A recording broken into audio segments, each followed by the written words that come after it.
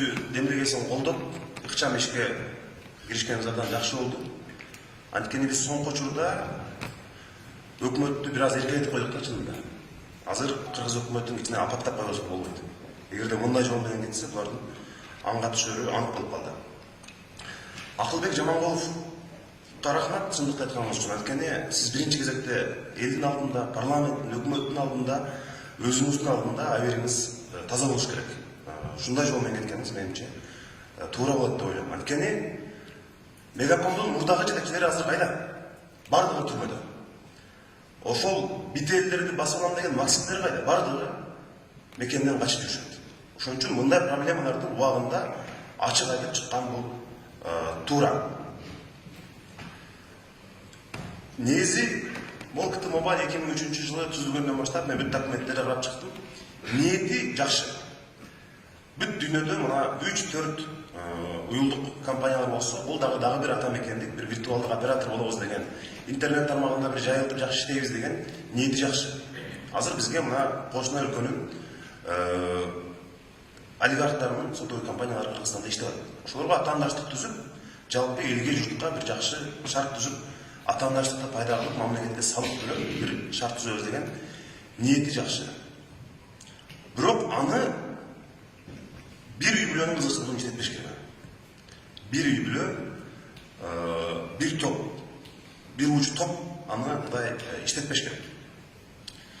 Биз көргөнбүз да мында ушинтип иштетебиз деп бүт. Могул Кыргызстанда курмандуу топтор жашайт. Урматтуу депутаттар, биздин комиссиянын миссиясы абдан чоң. Азыркы күндө кыргыз коому мына ушундай бажакейт, кудагейт дегендердин баарына абдан кыжырдануу менен карап атат. Биз ушуга парламент бийликтерге жардам берип, убагында токтотуп калышыбыз керек. Алардын мурдагы бийликтердин өткөн тарыхын эске салып коюшубуз керек.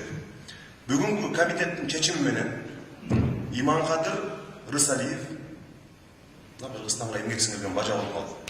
Ошол кишини ОБС-ге кат жазып, ыйгарым укугун токтотушубуз керек. Эмне үчүн ал өзүнүн бажа деген статусу менен, миссиясы менен өкмөттүн аппаратында, кабинетте алардын баарын чай таштып коюп, өкмөттүк органдарды жетекчилерге чогултуш керек. Эмне үчүн ал коркутуш керек, үркүтүш керек? Мындай болбойт. Буга биз чекит коюшубуз керек. Ошон үчүн бүгүн биз ОБС-ге кат жазып, аны жанагы ачык өкмөт деген, open government, ошол жактан аны ыйгарымдыктарын токтотуу боюнча маселени чечишибиз керек. Анткени бул өзү кылмыш. Эмне үчүн КТ Мобайл мына Салам деген азыр сотовый оператор чыгарабыз деп атасыңар жаңы. Эмне үчүн буга чейин учпай келдиңер? Анткени силер Иманкадыр Рысалиевдин баласы Германиянын окуунун бүтүп келишин күтүп аттыңар. Мына ошол бала келгенден кийин баштадыңар. Туугандар, мындай болбойт. Биз жаңы максимдердин, жаңы айдалардын чыгышына жол бербейбиз. Андай болбойт. Андай 24 жаштагы балдарга биз бүтүндөй коррупциялык схеманы түзүп бербейбиз. Бул жерде эмне биз эшикте калып отурабызбы? Барыбыз чыгабыз, айтабыз.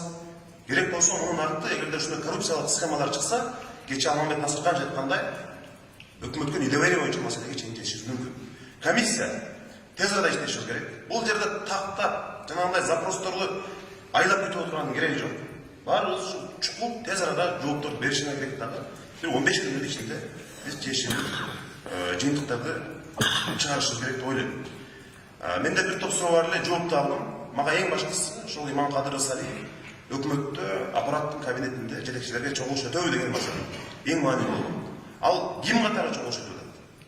Ошону караш керек. Милан Канатбеков сиз айткандай, прокуратура караш керек. Буга чейин мисалы баарыбыз мына Кыргыз Телекомдун башчысы ким Эмил Жантаевич айтты, бул киши 2 ай болду келген.